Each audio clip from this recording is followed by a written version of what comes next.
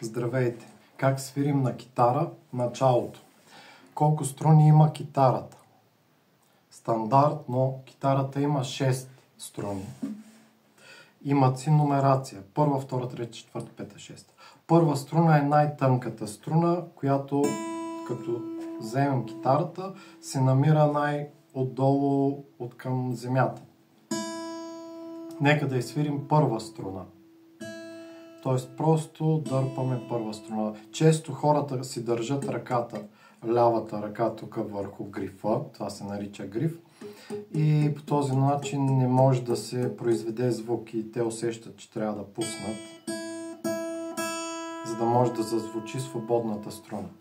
Нека да изсвирим втора струна. Трета, шеста. По този начин свирим с дясната ръка. Можем да използваме палеца или тези два пръста най-често. Друг начин е да използваме перце. Ето така изглежда перцето. Свирим с острата част, върха на перцето. Аз го държа и така. Има различни начини на държене. С него можем да свирим и в двете посоки, надолу и нагоре. Хубаво е ръката да има опора тук. Частите на китарата. Тяло, гриф, глава.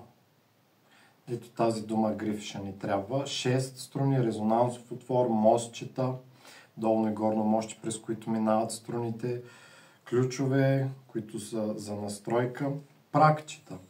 Това е много важно нещо. Тези метални прегради, между тях наричаме пракчета. И те също имат номерация. Първо, второ, трето, четвърто, пето. Имаме точки, които са за ориентиране. Най-често имаме на пето, на седмо и на 12 точки. Тази китара има и на трето пракче, нали?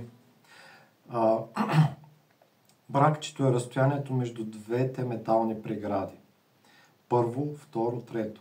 Как свирим с лявата ръка?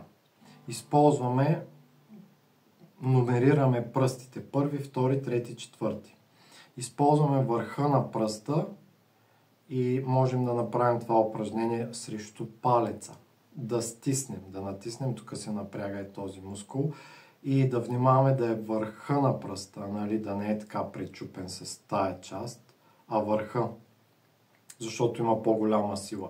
Същото и с този пръст, и с трети пръст, и с четвърти пръст. Нали? Виждате как се образува като дъгичка.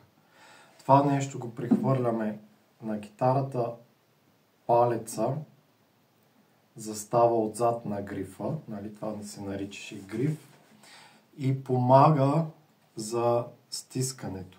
И с пръста натискаме зад металната преграда, не върху нея, зад, където се изберем, на което пракче се изберем, която струна се изберем, стискаме и с дясната ръка дърпаме. Би трябвало да се чуе звук. Ако не е достатъчно добре натиснато, се чува така заглушено. Може и на шеста струна, някои пробват и с палеца. За сега няма грешно, но е хубаво да свикнем с върха на пръста, така като дъгички. Пробваме на различни места за упражнения. Първи пръст, втори пръст, трети пръст, четвърти пръст. Това може да не е вид техническо упражнение и трябва да е. Първи пръст, втори, трети, четвърти. Това е доста трудно в началото, особено от трети и четвърти пръст. И затова е хубаво да се упражнява. По-късно това става упражнение за разсвирване.